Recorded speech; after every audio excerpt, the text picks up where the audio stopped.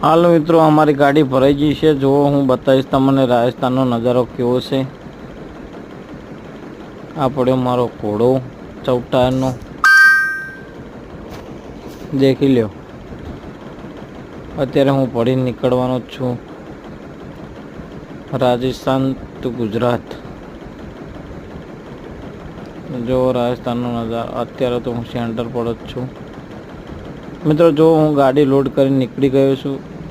સામે પહાડ ઉપર મંદિર દેખાય છે તમને, હું બતાવી રહ્યો છું મંદિરનો વ્યૂ મિત્રો। જો 22 ચક્કા ટાટાનું ઘોડો જાયરો છે